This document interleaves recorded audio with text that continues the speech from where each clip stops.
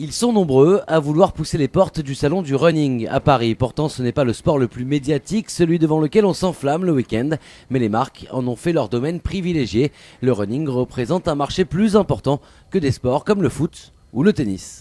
C'est tout simplement déjà mécaniquement le plus gros marché en France, c'est 850 millions d'euros de chiffre d'affaires, plus de 8 millions de paires vendues chaque année. Donc vous le voyez, pour les marques, c'est juste nécessaire, déterminant d'être présent et actif sur ce marché. Au-delà de ceux qui courent pour uniquement la course à pied, tout le monde aussi à un moment donné court, soit pour la préparation physique pour faire du tennis, du foot, et également en tout cas pour se tenir en forme. Donc c'est aussi un sport qui est largement démocratisé parce qu'il y a un accès relativement simple. C'est aussi un moyen pour toutes ces entreprises de faire leurs preuves auprès des consommateurs, comme c'est le cas au salon du running.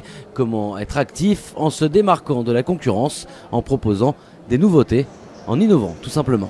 On est là aussi sur un révélateur de performance des marques. Elles sont capables d'aller séduire les coureurs qui sont toujours très en appétence, très en attente d'innovation technologique. Et donc là pour les marques c'est à la fois un laboratoire et à la fois un terrain de démonstration de leur capacité à innover sans cesse. Un sport gratuit qui touche donc toutes les couches de la population. Le marché du running n'a pas atteint ses limites comme le pensent les spécialistes du domaine. Et ils ont plein d'arguments. D'abord la féminisation du running. Plus de 30% des femmes qui pratiquent ce sport ont débuté il y a moins de 2 ans. Ensuite, l'omniprésence des nouvelles technologies, mais aussi l'émergence de nouvelles formes de course. Ces pratiques sport de forme, fitness, couplées avec du running, donc tout ça crée une forme de dynamisme qui nous laisse à penser que le marché du running a encore de belles heures devant lui. Surtout quand on sait que le panier moyen d'un runner amateur est de près de 300 € par an.